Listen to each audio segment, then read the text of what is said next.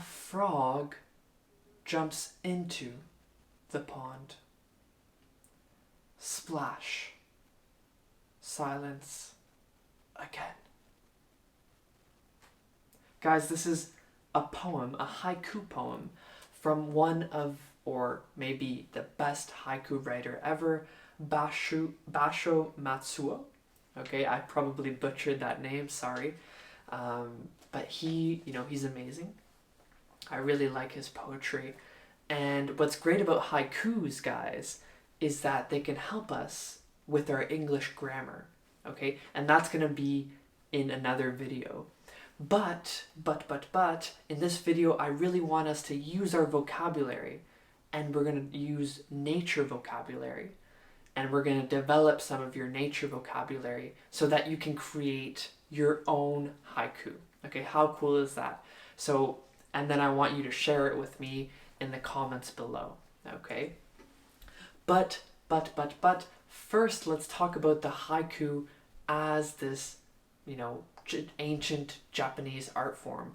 So the haiku, guys, it's really, really cool. It's a very short poem. As I read, that was it. That's the poem. I read you 3 lines. And the haiku poem has this structure of 5 syllables, 7 syllables, 5 syllables. So just 3 lines. And it's still, in a world where poetry is just really waning, the interest for poetry is just waning. In Japan, it's still a really big thing, guys. Really, really important and, really ingrained in their culture. Magazines, websites, they receive millions of submissions a year for people, they want their haikus to be included in magazines or whatnot, and it's just a really big part of their culture. You may be wondering, poetry, why do they like poetry? Well, this short, concise form, which the haiku is just, it's just so short and concise that there's so much room for interpretation, and people like, having to read between the lines. When you read between the lines, right, not just the lines, but when you're reading this poem, right, I have to read between is like through, between the lines to understand the full meaning. Okay, so people like having to guess, okay, what is the author trying to say here? Let's take a look at this one again. What do you guys think Basho is trying to say, Matsuo? An old silent pond. Okay, a pond is a little thing of water, body of water. A frog, ribbit, jumps into the pond. Splash. Splash is the sound of water, when you jump in water. Splash. Silence again. Take a few seconds, guys. What do you think the meaning of this haiku is?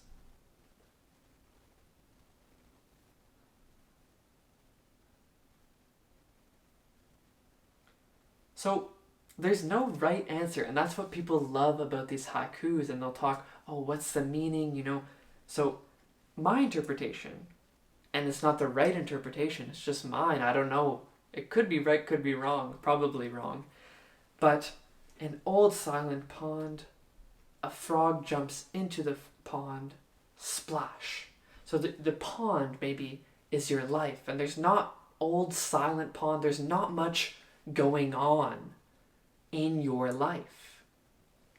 But then the frog comes and jumps in and creates havoc, okay? A bit of chaos. And then silence again. So we have silence, the splash, and silence. I see this as someone's life, okay? Where, sometimes it's not much going on, and then just a storm comes, or maybe you're doing fine, and then a storm comes and you're down, you don't know what to do, but eventually silence will come again. Anyway, that's how I interpret it. I don't know how you interpret it. Let me know in the comments below how you interpret it. Okay? Yeah, so guys, what I want to do now is look at the syllable count. So haiku, I told you, it's 5 syllables, 7 syllables, 5 syllables. So look, an, clap with me. An, I know it seems stupid, but it will be important for the grammar in the next lesson. So, an old silent, so silence 2 syllables. Silent pond. An old silent pond. That's 5. The next line, a frog jumps into the pond. That's 7. Splash. Silence again. Okay, back to 5. So it's a very short poem and it follows that structure. Now, modern days, the structure is not always exactly followed, but let's stick to this structure for the purpose of this video, okay? So let's do the 5-7-5. Now I want you to get I want to get you writing. I want you to create your own stuff. So what I want to do is just go over some nature vocabulary, okay, because that's what it is for this unit. If you're not doing the course and you're just doing this for fun, just continue with the video. But yeah, so I want us to get this nature vocabulary down pat. So do this little exercise I've prepared for you with pictures, and I want you to discover, it's going to be multiple choice, but it's not a test. I just want you to discover the answers and some new nature vocabulary, or maybe review some nature vocabulary for you.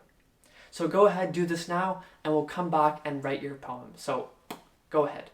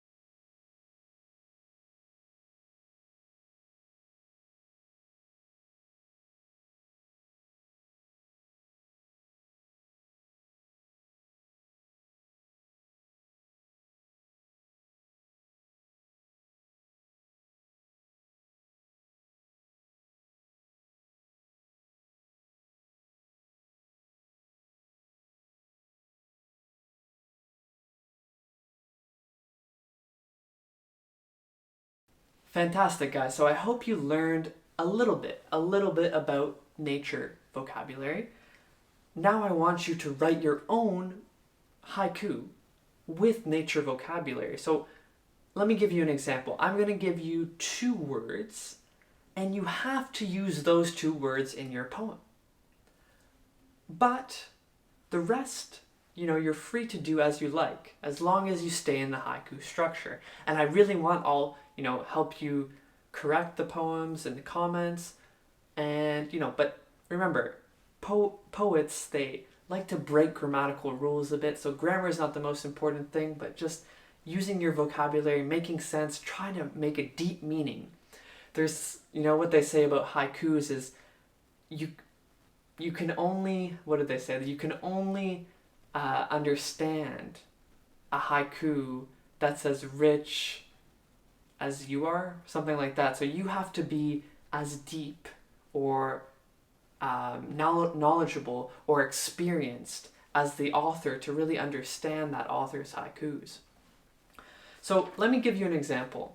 I'm not too deep, but maybe you guys are deeper and better poets than I am, and I want to see your work in the comments. So here's an example. I have the words here, rock and beach. So I decided to write, I am not a rock. Weakness has come over me, looking for my beach.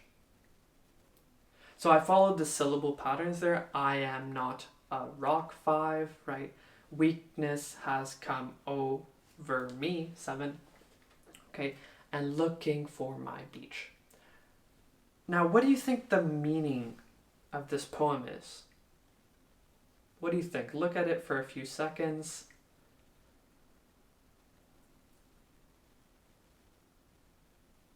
Yeah, so the way, I hoped you would interpret it and read between the lines is that I am not a rock. In other words, I am not strong. Weakness has come over me. I'm full of weakness. I'm just weak. I'm not strong. Looking for my beach. I'm looking for a sense of peace and tranquility. Okay? So I'm just weak and I need strength and I need peace and I need tranquility in my life. That's what I meant by it. Maybe it doesn't make sense at all. I don't know. But anyway, here's a few sets of, words with nature vocabulary. Do as many as you like, guys. It's good practice. Write your haikus in the comments. Comment on each other's. I'll comment on yours as well. Thank you so much for watching, guys. I'm super excited to see your work. And yeah, get ready. Know what a syllable is, guys, right? So, looking, 2, for, 1, my, 1, beach, 1, right? Weaknesses. I don't have weaknesses but in the poem, but weaknesses, that's 3. So before the next lesson, when we talk about comparatives and superlatives, know what a syllable is because it will help. Anyway, guys, thank you so much for watching. God bless. Don't forget to subscribe to my YouTube channel. Check out my website. If you're not already doing the course, start the course at ProfessorMontyEnglish.com. God bless you.